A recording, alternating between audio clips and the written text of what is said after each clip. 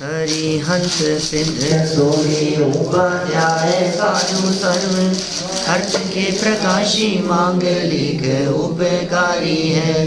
तिनको स्वरूप जान रागते भरी जो भक्ति काय को नमाए स्तुति को जारी है। धन्य धन्य तिन हित काज सब आज भये कर जोड़े बार बार वंदना मंगल कल्याण सुख सो हम चाहत है। हो मेरी ऐसी दशा जैसी तुम दारी है। हो मेरी ऐसी दशा जैसी तुम दारी है। हो मेरी ऐसी दशा जैसी तुम दारी है। हे जिनेंद्र देव, जैसी आपकी दशा है वैसी ही मेरी भी दशा हो जावे। इसकी प्राप्ति का यदि कोई प्रथम चरण है तो उस चरण का नाम है 12 भावनाओं का चिंतन। यही शरण है। इन 12 भावनाओं के चिंतन पूर्वक ही यह जीव प्रयास और प्रयत्नशील रहता है कि मुझे क्या करना है। ये हाथ लगती बंद हो रहा है तो पता नहीं कुछ थोड़ा सा। तो इस संबंध में हम यहाँ बोधि दुर्लभ भावना की चर्चा कर रहे थे। पिछले 2 दिनों में हमने दुर्लभता की चर्चा देखी है, लेकिन सच में ये दुर्लभता के साथ साथ में सुलभ भी है। दुर्लभ तो है ही संयोगों का मिलना। कल हमने जो पंक्तियाँ आपके बीच में सुनाई थी उन सब को देखने से हमें ऐसा पता लगता है कि वास्तव में कितना कठिन है। मनुष्य पर्याय मिल गई, ये मिल गया, संयोग मिल गए, परिवार की अनुकूलता हो गई। कल वाली लाइनें याद है क्या कुछ आप लोगों को? क्या है? इंद्रियों के भोग एवं भोगने की भावना है सुलभ सब दुर्लभ नहीं है इन सभी का पावना। क्या क्या बात कह दी साहब? इंद्रियों के भोग भी सुलभ है और भोगने की भावना तो सुलभ है। अनादिकाल से ये भावना तो बनी हुई है ही। इंद्रियों के भोग एवं भोगने की भावना है सुलभ सब दुर्लभ नहीं है इन सभी का पावना। फिर है महादुर्लभ आत्मा की को जानना पहचानना है। महादुर्लभ आत्मा की साधना आराधना। कितनी बातें हो गई। इंद्रियों के भोगने की भावना सब सुलभ था, तो दुर्लभ क्या था? महादुर्लभ आत्मा को जानना पहचानना, ये दुर्लभ था। आज तक अनादिकाल से आत्मा को जाना नहीं, आज तक अनादिकाल से आत्मा को पहचाना नहीं है। महादुर्लभ आत्मा को जानना जानना और पहचानना, और फिर साधना और आराधना, उसमें ध्यान ले लिया, चारित्र ले लिया। तो जानना ये ज्ञान, आत्मा का ज्ञान, सम्यक ज्ञान। पहचानना ये श्रद्धा, मान्यता, माने सम्यक दर्शन। और आत्मा की साधना आराधना ये चारित्र, सम्यक चारित्र। माने वास्तव में रत्नत्रय की प्राप्ति महादुर्लभ है। सुलभ भी कहा इसको, रत्नत्रय की प्राप्ति। हाँ, आगे करेंगे चर्चा फिर। सुलभ भी कह दिया गया। फिर देखो इसके आगे कौन सी लाइनें पढ़ी थी अपने? नर देह उत्तम देश पूर्ण आयु शुभ आजीविका का एक स्टेप। राजेश जी साहब क्या कह रहे हैं, बोलो। नर देह उत्तम देश, नर देह है, ये पहले किताब है अपने पास में, इनमें पेज नंबर 37 पे देखो। इनमें नर देह उत्तम देश पूर्ण आयु शुभ आजीविका, दुर्वासना की मंदता परिवार की अनुकूल। सोच सोच करके ऐसा लगता है क्या क्या पंक्तियां कौन सी घड़ी में ये प्रस्फुटित हुई है दादा की लेखनी से, बड़ा गजब कर दिया है। 37 नंबर पेज है, 37 नंबर पेज है हमारे भावना का। नर देह, नर देह, नर हम सब है, मनुष्य शरीर। उत्तम देश, कौन उत्तम देश कौन सा?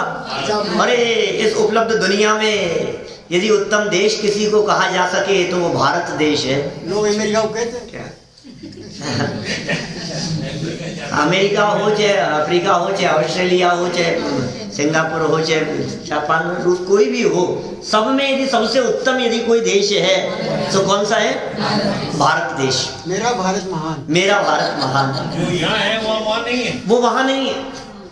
जाते हैं हम, अभी आज जा रहा हूँ सिंगापुर पहुंचूंगा, वो तरसते हैं लोग सब क्या यहाँ आने के लिए, वो तरसते हैं कि ये चीज मिलती नहीं है हमारे को, वहां है ही नहीं।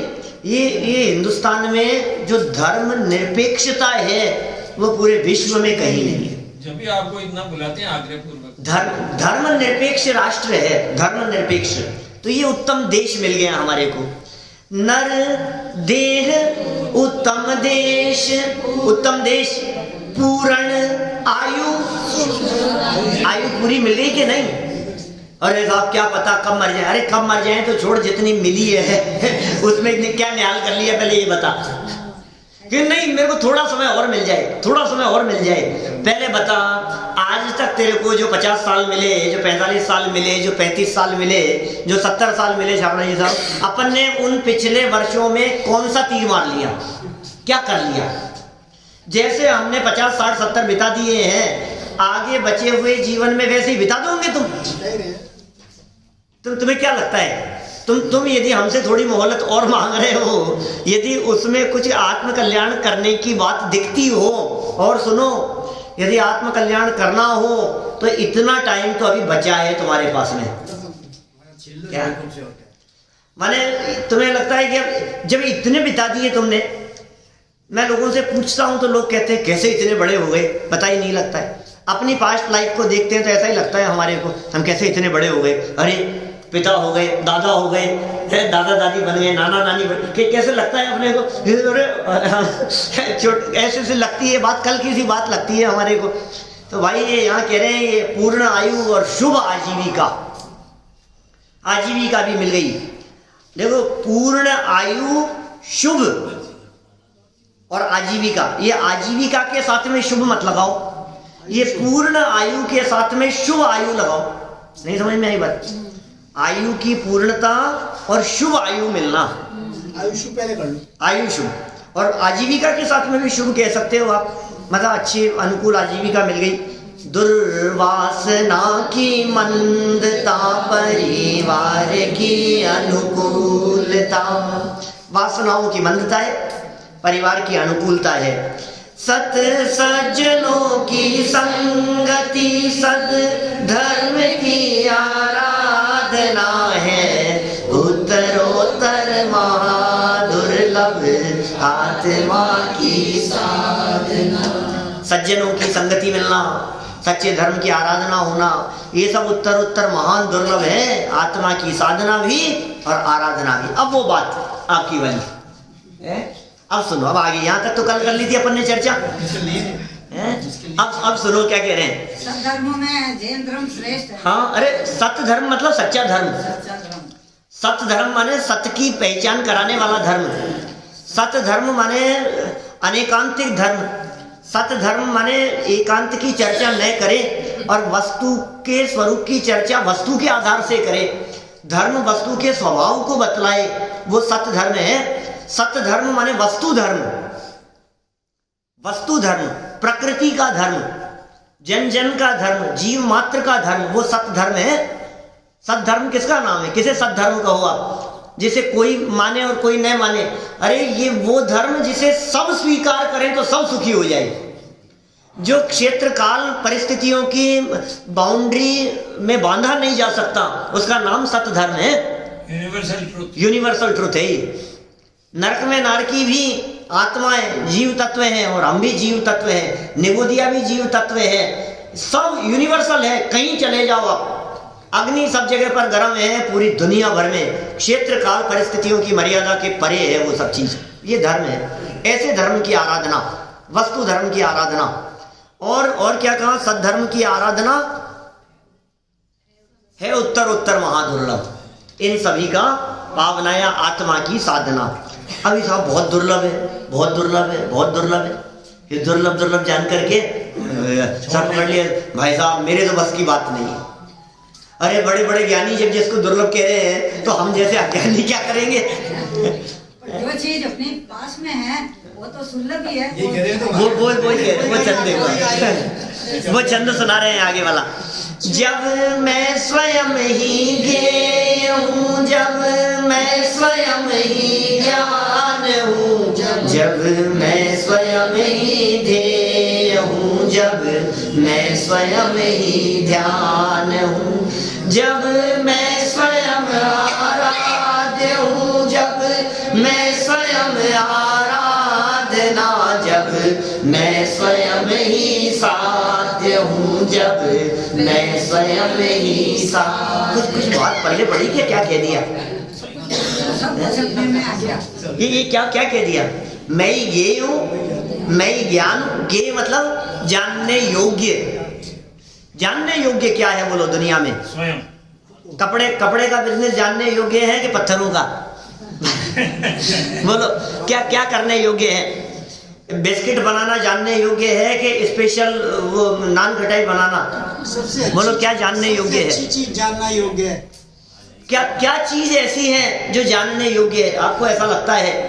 कौन सा सीरियल, कौन सा पिक्चर, कौन सी चीज, कौन सी टेक्नोलॉजी? नहीं साहब, आजकल तो कंप्यूटर जानना बहुत जरूरी है। बिना कंप्यूटर के तो काम नहीं चलता है। नहीं साहब, इंटरनेट ये सब चीजें, ये सब आना चाहिए आपको। ये सब ऑनलाइन जो ट्रांसफर करते हैं फैसिलिटी जो है, ये सब आनी चाहिए आपको। ये बहुत जरूरी है जानने योग्य। भाई सुन, पहले अपने आप को जान। उसको भी जानने वाला तो जीव है। सबको जानने की बात करता है, लेकिन तू अपने आप को जानने की बात नहीं करता है। स्वयं ज्ञान है और स्वयं ज्ञेय है। ज्ञेय माने जानने योग्य। कि जानूंगा कैसे? कि तू ही ज्ञान है। दो बातें हो गई। देखो चार बातें कह रहे हैं यहाँ। मैं स्वयं ज्ञान ज्ञेय की बात कही पहले।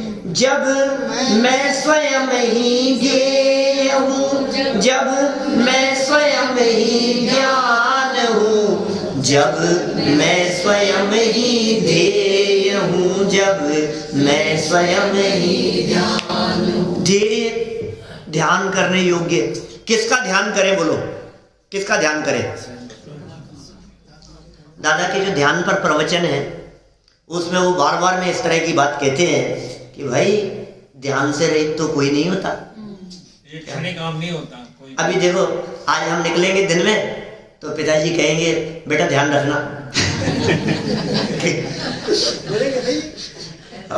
हम जाते जाते कहेंगे आप आपका ध्यान रखना। क्या ध्यान रखेंगे ना? दादा ने कहा दूध यदि गैस पर रखा है ध्यान रखना ऊपर नहीं जाए। क्या हर काम ध्यान से होता है। माँ बाप बच्चों का ध्यान रखते हैं। वृद्धावस्था में बच्चे माँ बाप का ध्यान रखते हैं। रोड क्रॉस करते समय गाड़ियों का ध्यान रखते हैं। हर जगह पर ध्यान ध्यान ध्यान। अरे लेकिन भाई पर का ध्यान तो अनंत बार किया। मैं स्वयं ही ध्येय हूँ, ध्यान करने योग्य हूँ। आर्त ध्यान रौद्र ध्यान तो अनंत बार किए, अनादिकाल से करता आ रहा है। लेकिन किसका ध्यान करना? अपने आप का ध्यान करना। ध्यान करने में दौड़ा नहीं जाता। ध्यान करने में आंखें खुली नहीं रखी जाती। ध्यान करने में पर को नहीं देखा जाता।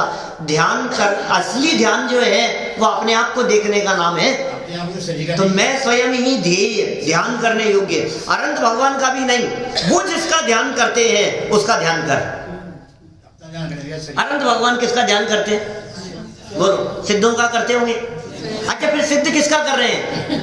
अपनी आत्मा का। अगर अन्य को साध्य माना जाए, अन्य को साध्य माना जाए, ध्येय माना जाए तो कैसे पार पड़ेगी? सिद्ध के लिए क्यों? तो भाई अपने आप का मैं ध्येय हूं। और कैसा? ध्यान भी मैं हूं। मैं स्वयं ही ध्येय हूँ और स्वयं ही ध्यान हूँ, और आराध्य भी मैं ही हूँ, और आराधना कि वो भी अंदर ही है, कि साध्य कि क्या चीज सिद्धि करनी है तुम्हारे को, कि साहब वो पद तो मेरा साध्य है, वो पद नहीं, निज पद की साधना, ये साध्य है। और साधना क्या है? अपने आप को ही जानना, वो साधना है। कि साहब जब सब कुछ अपने ही अपने में है, तो फिर सुनो क्या कहते हैं, जब जानना पहचानना निज साधना, आराधना ही बोधि है तो सुलभ ही है, बोधि की आराधना सबसे सुलभ है। क्या बोलो, यदि मैं ये कह दूं कि आपको ये काम करना है तो फिर कठिन हो गया।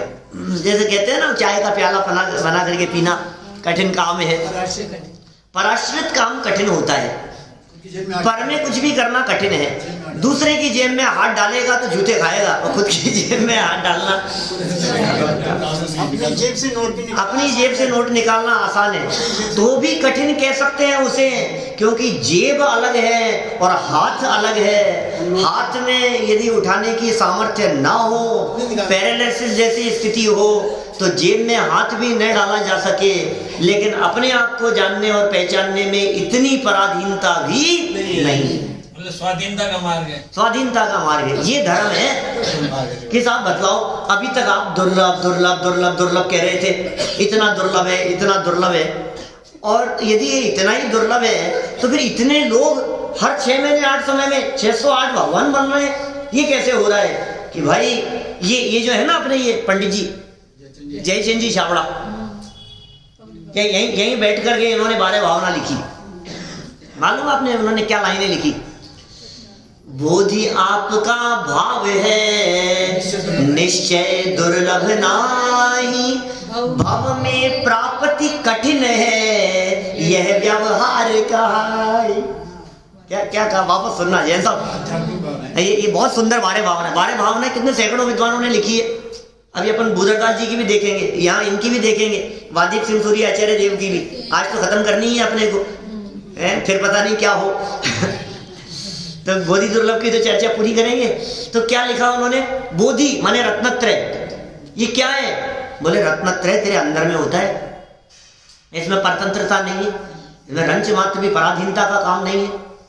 बोधि आपका भाव है, निश्चय दुर्लभ नाही। निश्चय से दुर्लभ नहीं है भैया, रत्नत्रय की प्राप्ति दुर्लभ नहीं है। मैं हूं और मुझे ही जानना है और अपने आप को जानना है। अब इसमें क्या दुर्लभ है बताओ? जब अपने आप को ही देखो, किताब पढ़ना कठिन काम है, दुनिया के सारे काम कठिन है। आप जितने काम करते हुए दिखाई देते हो, रोटी खाना कठिन है, रोटी बनाना कठिन है, आटा लगाना कठिन है, गैस जलाना कठिन है, चलना कठिन है, बोलना कठिन है। ये काम प्रैक्टिस में है ना, इसलिए हमें ऐसे अरे क्या है, चलना तो कितना आसान, दौड़ते हैं हम तो, कि नहीं भाई उससे पूछो जो चल नहीं पाता है। बोलना कितना कठिन है, पढ़ना कितना कठिन है, ये उनसे पूछो जो पढ़ नहीं पा रहे हैं। हमें लगता है ये तो बहुत आसानी से कर लेते हैं ये सारे काम। तो कंप्यूटर चलाना, मोबाइल चलाना, ये जो टच स्क्रीन वाले मोबाइल, आज भी मैं पिताजी को देता हूँ तो मेरे बस की बात नहीं है। मतलब मैं तेरे तो संभाल ही रामायण क्या है, क्या दबाते हैं और क्या हो जाते हैं, आप अपने पता नहीं क्या करना है इसमें, कुछ दिखता तो है नहीं, करूँ क्या है इसमें? कुछ भी तो नहीं है, कोई बटन नहीं है, कुछ नहीं है। ये कितना कठिन है, जिन्हें नहीं आता है उनके लिए महा कठिन है। और रोजाना कर रहे, छोटे छोटे से बच्चे कर रहे, पिताजी को नहीं आता लेकिन बच्चा मेरे से ज्यादा समझता है। बोलो अब ये कैसी स्थिति है? तो मेरा कहने का मतलब ये है, क्या कठिन और क्या सरल। जो कार्य आप आसानी से कर लेवे वो सरल लगता है, जो न कर पावे वो कठिन लगता है। बोलो शिखर जी का पहाड़ चढ़ना कठिन है क्या आसान है? जिनसे नहीं चढ़ा जा रहा है वो कहे भाई साहब मैं तो जा रहा हूं, मैं तो नहीं चढ़ सकता, अब तो मैं चढ़ ही नहीं सकता। मिलते हैं कई लोग ऐसे, वो कठिन है कि नहीं? मजदूर साइन नहीं करता। और दूसरे जो कई बार वो डोली वाले तो रोज चढ़ते हैं, अरे इसमें क्या, अरे अभी ऐसे हो जाएगा। तो कठिन और सरल इसका जो क्राइटेरिया है वो कुछ नहीं है, सिर्फ इतना है कि जो काम कर लिया, कर चुके, अनेक बार कर लिया अपन ने, प्रैक्टिस में है, आप कह देते हैं वो सरल है, और जो आज तक नहीं किया वो हमारे को कठिन लगता है। ये है सरल और कठिन की बात। हाँ, दूसरी एक जो आध्यात्मिक व्याख्या की है कि पराधीन काम कठिन है और स्वाधीन काम सरल है। बस स्वाधीन है, ये समझ लेना आप। जहां जहां परतंत्रता होगी वो कठिन है, जहां पराधीनता होगी वो महाकठिन काम है, क्योंकि मेरे बस में ही नहीं है, मैं क्या करूं बोलो। अभी तक रोटी क्यों नहीं बन गई कि मैं क्या करूं, सिलेंडर खत्म हो गया, गैस खत्म हो गई, अब बोलो क्या करें। ये पराधीन है ना ये काम। कोई काम टाइम से हो पाएगा या नहीं हो पाएगा ये अपने बस में नहीं है। कितने तरह की चीजें उसके साथ में जुड़ी हुई है, लगी हुई है। आपने खत्म क्यों नहीं किए, इतने दिन क्यों लगा दिया आपने, ये 12 भावना खत्म, मैं क्या करूं। भाषा परगना की स्वाधीनता है, जितना चलना होगा उतना चलेगा, जितना निकलना होगा उतना निकलेगा, हमारे कंट्रोल में थोड़ी ना चलती है कोई भी स्थिति। आप बार बार बीमार क्यों हो जाते हो, बहुत ही बीमार रहते हो आप। मैं क्या करूं, मेरा बस चले तो जिंदगी में कभी बीमार नहीं हो, लेकिन चलती नहीं है ना। शरीर स्वस्थ रहना, परिवार की अनुकूलता, इन सबको दुर्लभ इसीलिए कहा गया क्योंकि ये सब संयोग है और उदयजन्य परिस्थितियां हैं, कर्म के उदयजन्य, इसलिए दुर्लभ कहा है इनको। दुर्लभ कहा था ना अभी, उत्तर महादुर्लभ, उत्तर महादुर्लभ। हमारा कंट्रोल नहीं चलता है, हम क्या करें। हम चाह करके थोड़ी ना कर सकते हैं कि परिवार में अनुकूलता रहे, नहीं रहे तो नहीं रहे। एक की डेथ हो गई, एक का अटैक आ गया, एक का एक्सीडेंट हो गया, एक ऐसा हो गया, अभी सारा सब चौपट हो गया। वो आईसीयू के अंदर भर्ती है और वो कोमा में चले गए, अब महीनों तक उनके पीछे सब चौपट हो गया, सारा खत्म। 1-2 मिनट लगती है, देखते देखते सारा परिवार खत्म हो जाता है वैसा। अच्छा भरा पूरा परिवार है, बहुत सुख शांति से हंसी खुशी रह रहे थे, और अचानक एक कोई ऐसी घटना घट गई कि तुम्हारा बिजनेस भी चौपट हो गया, तुम्हारा पैसा भी चला गया, सब कुछ खत्म हो गया, दिन रात अस्पताल के चक्कर लग रहे हैं, इंसान भी चला गया, ऐसा हो जाता है। कुछ नहीं बचा, बोलो उदय बदलते देर नहीं लगती है, 1 मिनट में सारी दुनिया बदल जाती है, पूरी की पूरी परिस्थितियां बदल गई। तो फिर इनको दुर्लभ क्यों कहा भाई, उदय है क्या कहो, एक संयोग को मिलाना आसान काम थोड़ी ना, लेकिन मिल गया है दुर्लभ होते हुए भी। दुर्लभ पराधीन होने के कारण। अब सुलभ क्या है, बोले आत्मा को जानना, आत्मा को पहचानना, आत्मा की साधना करना, अपने आप को जानना, ये कठिन नहीं है, हर परिस्थिति में हो सकता है, हर परिस्थिति में हो सकता है। बोलो तिर्यंच गति के अनपढ़ भी इस काम को कर सकते हैं। तो क्या वो उनकी लाइनें पढ़ रहे थे, ये तो हो गई ना पूरी। निज तत्व को पहचानना ही भावना का सार है, ध्रुव धाम की आराधना आराधना का सार है। यदि अपने आप को ही जानना पहचानना है तो है बोधि ही है, तो सुलभ ही है बोधि की आराधना।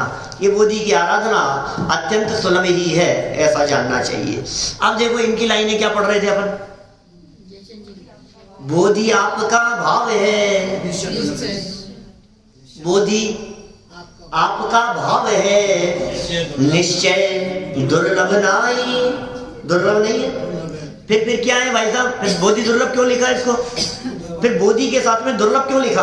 बोधि सुलभ भावना, 12 भावनाओं में 11वीं भावना का नाम बोधि सुलभ भावना लिख देते साहब, क्या दिक्कत है। अनित्य अशरण संसार एकत्व अन्यत्व अशुचि आश्रव संवर निर्जरा लोक बोधि सुलभ धर्म स्वाख्या चिंतन मन प्रेक्षा।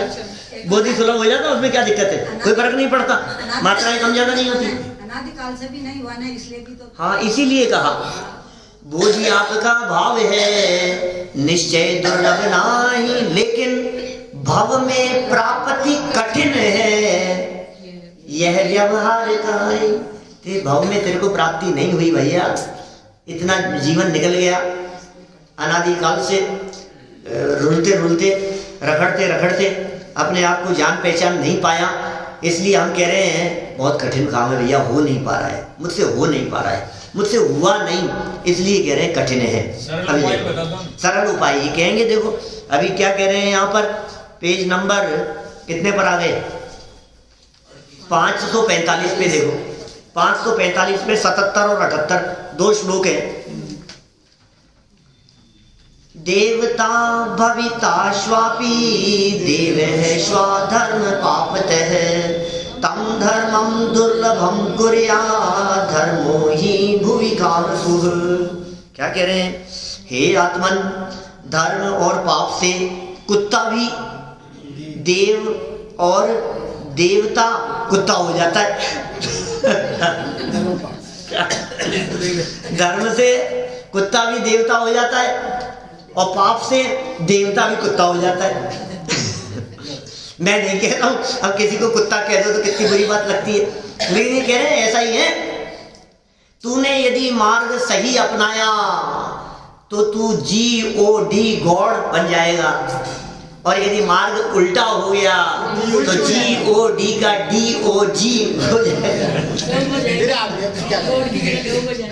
ये मैं ये कह रहे हैं भाई साहब, GOD और DOG है।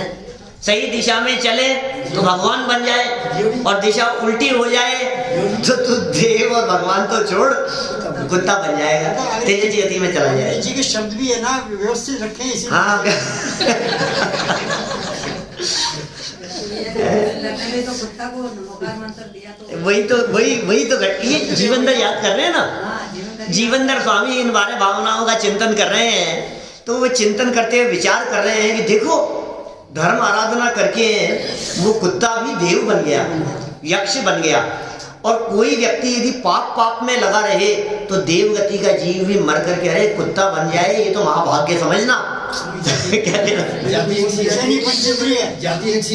क्योंकि कुत्ता बने यदि देव मर करके कुत्ता भी बन जाए तो भाग्यशाली है, क्योंकि वो सैनी पंचेंद्रिय है।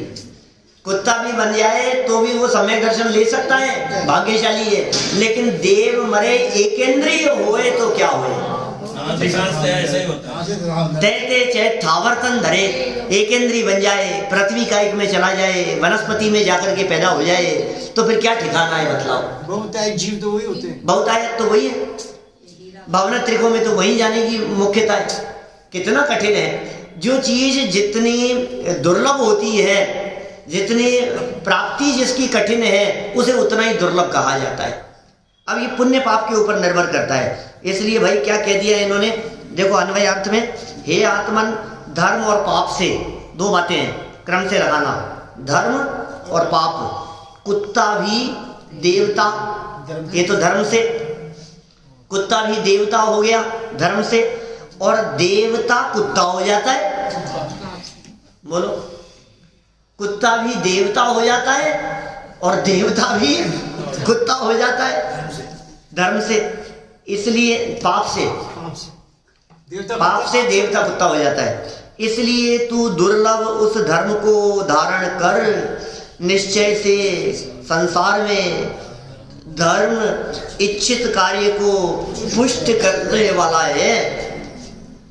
धर्म से सारे कार्य सदते हैं, इच्छित कार्य हो जाते हैं। देखिए सरल अर्थ, हे आत्मन, पाप के प्रभाव से देव भी कुत्ता हो जाता है, ये पाप का ही ऐसा प्रभाव है।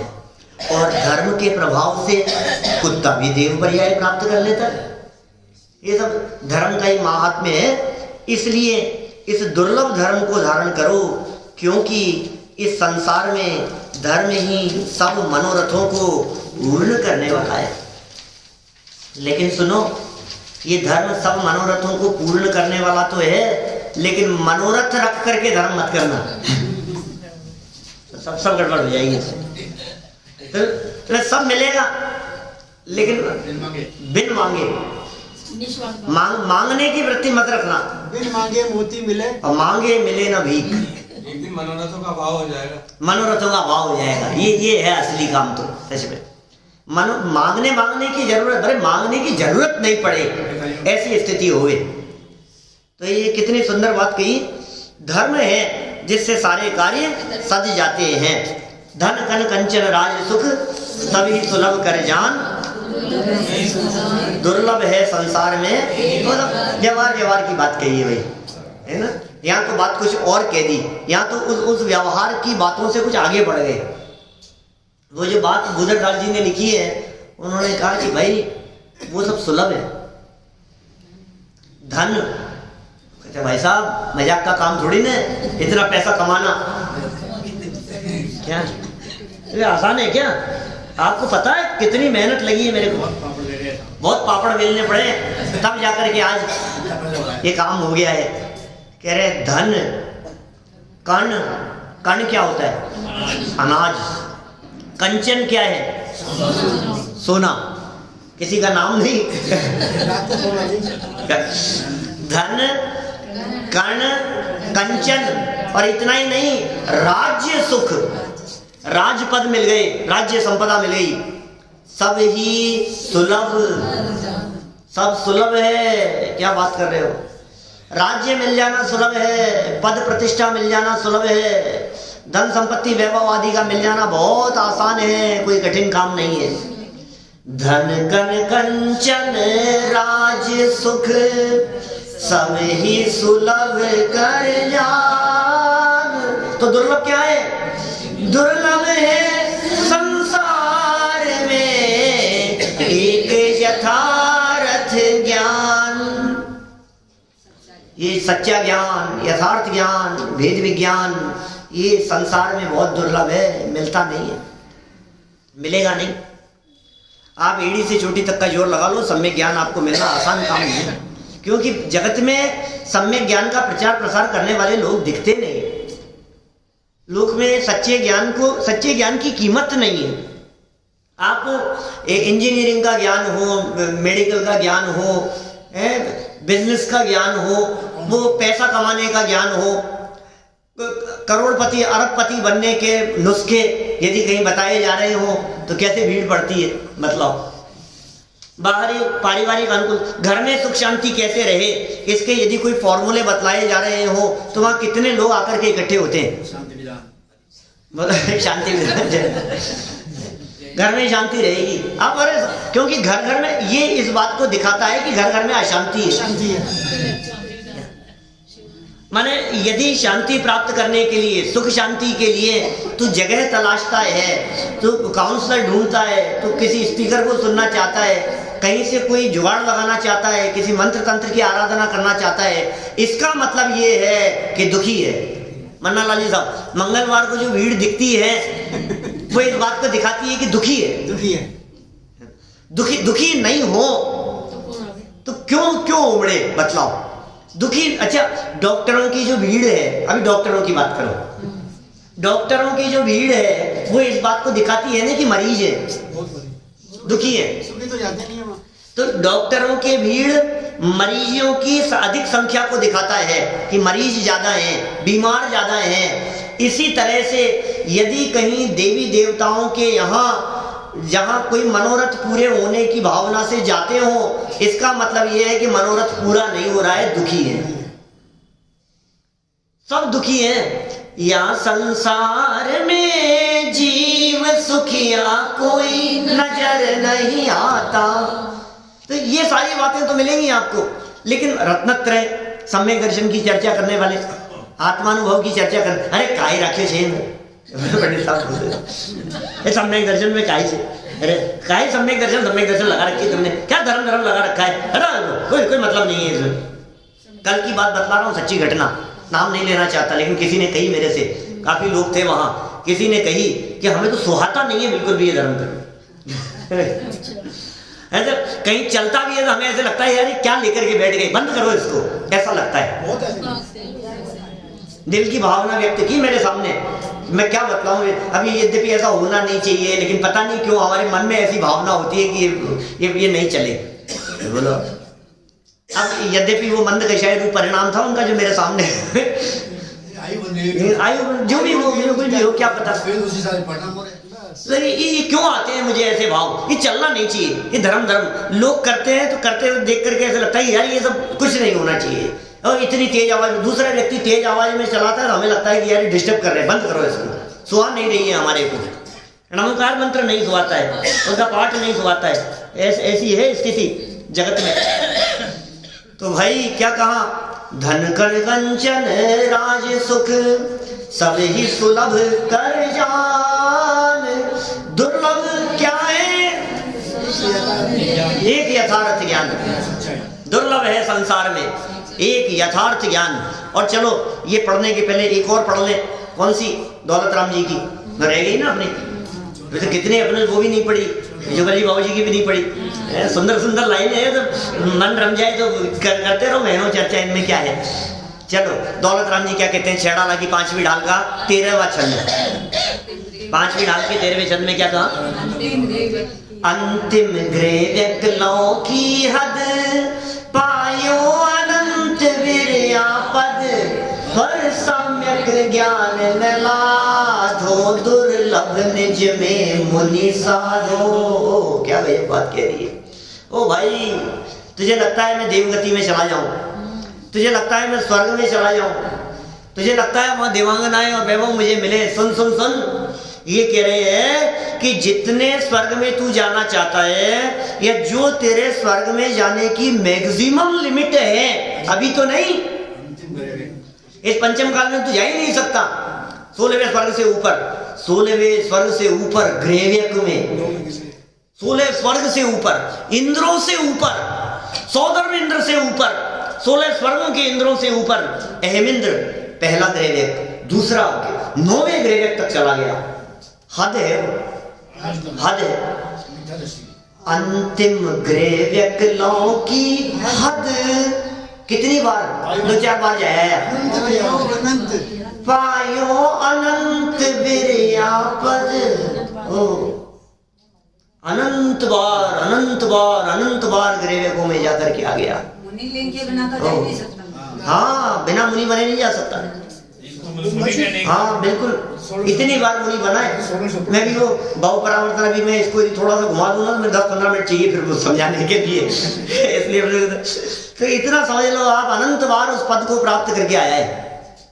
इतना कठिन, सरल है वो, इतना आसान है, लेकिन फिर भी पै निज आत्म ज्ञान बिना सुख लेश न पायो, ये 4थी ढाल में कहते, तो 5वीं का छंद सुनाया।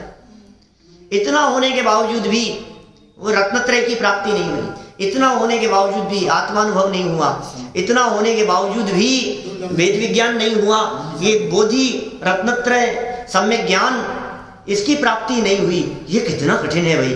वो सब सुलभ है, अब ये सोचता रहता है ये मिल जाए, ये मिल जाए, गाड़ी मिल जाए, बंगला सुविधाएं मिल जाए, ऐसा हो जाए, और कोई अच्छे गैजेट हो तो बतलाना है ना, कोई देखना वहाँ कोई ऐसी कोई चीज मिलती है, बटन दबाती खाओ, गजब चीज है यार आपके पास में, ये गजब है यार, ऐसी गजब की चीज है, तो ये वो गजब गजब दिखाई देता है, और ये गजब का तत्व जो अंदर बैठा है वो नहीं दिखता है।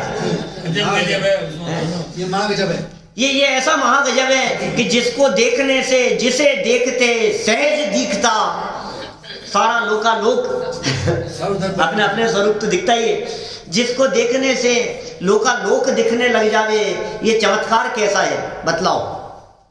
आंखों से नहीं दिख सके, इंटरनेट पर नहीं दिख सके, टेक्नोलॉजी से नहीं दिख सके, दुनिया देखने से न दिखे, पूरे दुनिया में घूमने पर भी दुनिया को न देख पाओ, और अपने आप को देखने से सारी दुनिया दिख जाए, ये कैसा चमत्कार है बोलो। अपने आप को देखते हैं अनंत सिद्ध भगवान और सारी दुनिया उनको दिख जाती है, ये कैसा चमत्कार है। इसलिए उसको देखो, वो चमत्कार यहाँ दिखा रहे हैं। तो धर्म से कहते हैं जो उत्तम सुख में पहुंचावे। हाँ, देश्यामी समीचीनम धर्मम कर्म निवर्हणम संसार दुःखते सत्वान यो धर्तुत्तमे सुखे, रत्नत्रय शावकाचार्य में लिखा है, उत्तम सुखी सुखी है, ये धर्म है, रत्नत्रय धर्म है। रत्नत्रय। अभी तो दुर्लभता बतला रहे हैं इसकी प्राप्ति की, और फिर धर्म है क्या, वो धर्म भावना में बतलाएंगे, है ना, वो बतलाएंगे फिर 1 फरवरी को। देखो, भव्यस्य बाह्य चित्तस्य सर्वसत्वानुकंपिनः कर्णत्रय शुद्धस्य तवात्मन् बोधिरेधताम्।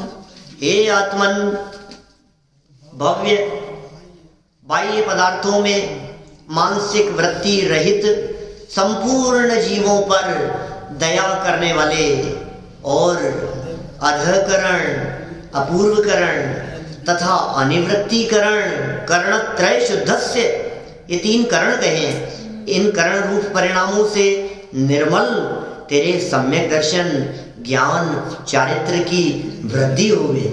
वाह, ये कैसी भावना भरे हैं। अरे ये अब मुझे नहीं चाहिए, अब मुझे वो सब नहीं चाहिए, वो तो मिल गया है। ये मनुष्य जीवन प्राप्त करके ये जो रत्नत्रय प्राप्त करने योग्य है ये कर लो, नहीं तो ये मनुष्य जीवन और ये देह और ये तन ये बीता जा रहा है। ढलता सूरज संध्या समय का मानव से कह गया। सुनिए ढलता सूरज संध्या समय का मानव से कह गया। क्या कह गया? पुण्य तेरा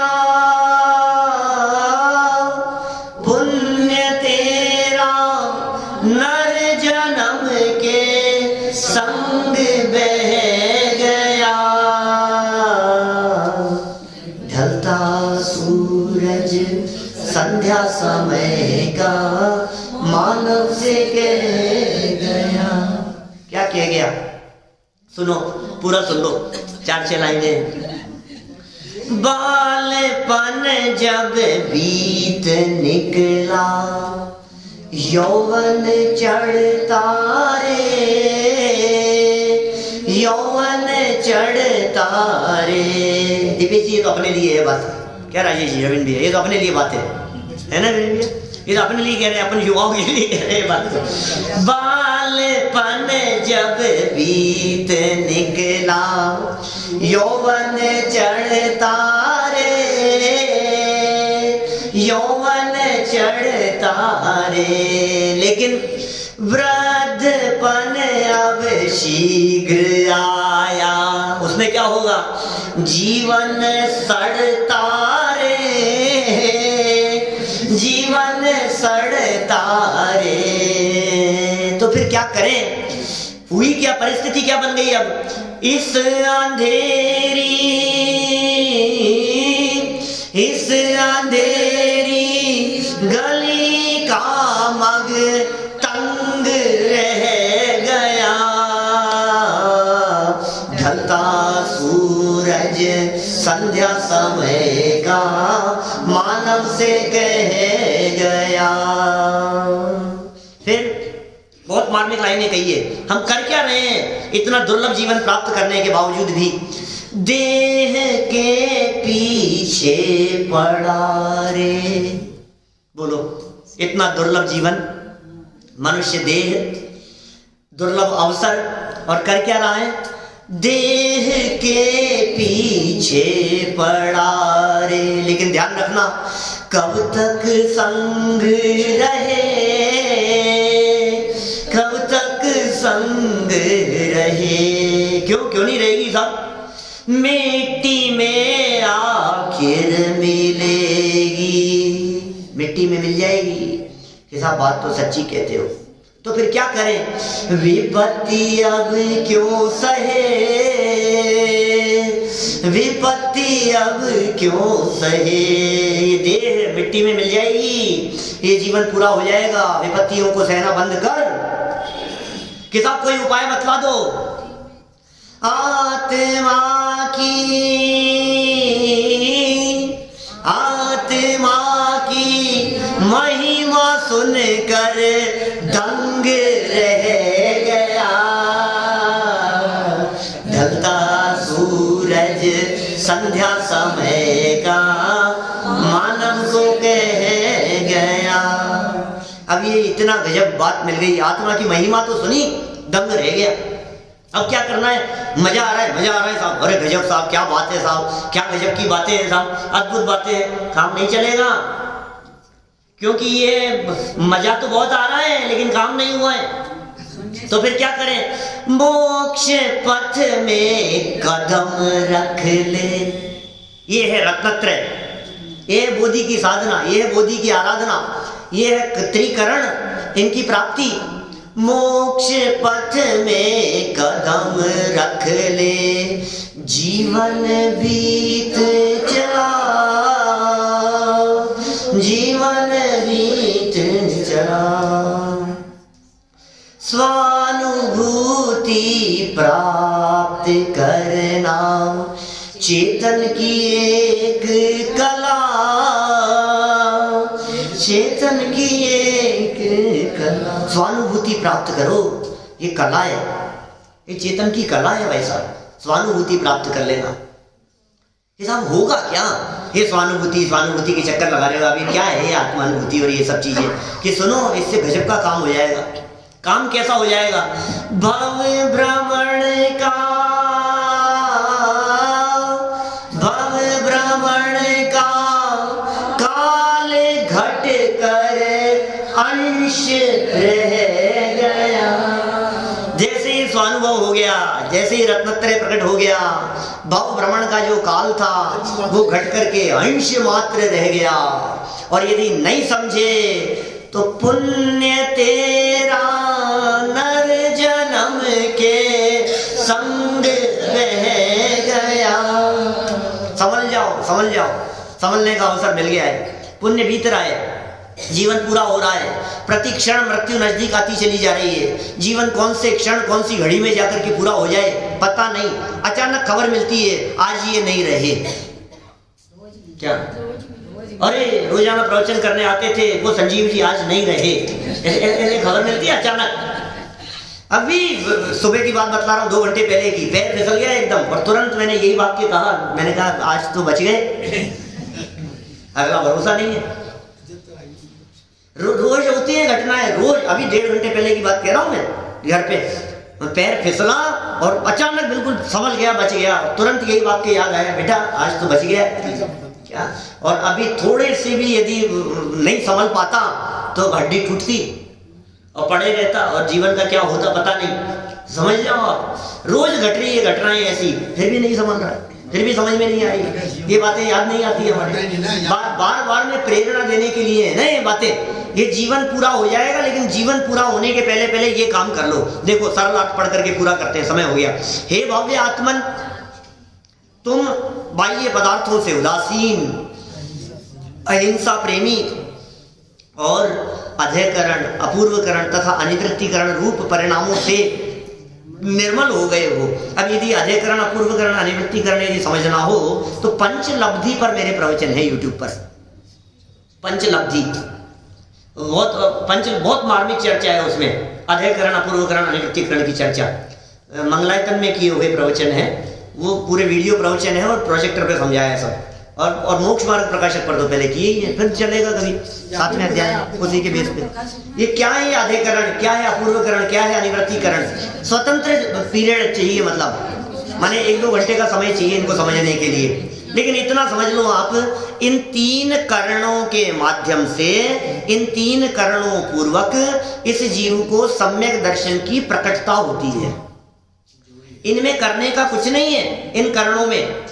जब इस जीव का अंतरोन्मुखी पुरुषार्थ होता है तो सहज ही अपने आप ही विकल्प मंदतर और मंदतम होते हुए विकल्प टूटने की स्थिति में होते हैं। और ऐसा क्षण आता है कि वो बस अंतिम पोजीशन है, वो टूटते हैं और फिर सम्यक दर्शन हो जाता है। उसके जस्ट पहले ये 3 पोजीशन है, सेकंड के असंख्यातवें भाग के अंदर ये सारा खेल हो जाता है। तो रत्न ये परिणाम निर्मल हो जावे, इन परिणामों से हमारा चित्त निर्मल हो जावे और रत्नत्रय रूप धर्म की वृद्धि के लिए सतत प्रयत्नशील रहो, ऐसा संदेश, ऐसा चिंतन जीवनधर कुमार स्वयं के लिए कर रहे हैं। और हे भव्य आत्मन कहकर के ऐसा चिंतन हमें करने की प्रेरणा दे दी गई है। हम सभी विषयों की और परिस्थितियों की दुर्लभता को जानकर, मनुष्य जीवन की दुर्लभता को जानकर उसे सार्थक करने का प्रयास करें और जो सुलभ है उसे सुलभता से अल्पकाल में प्राप्त कर लेने, इस भावना से बात को यहीं विराम देता हूँ।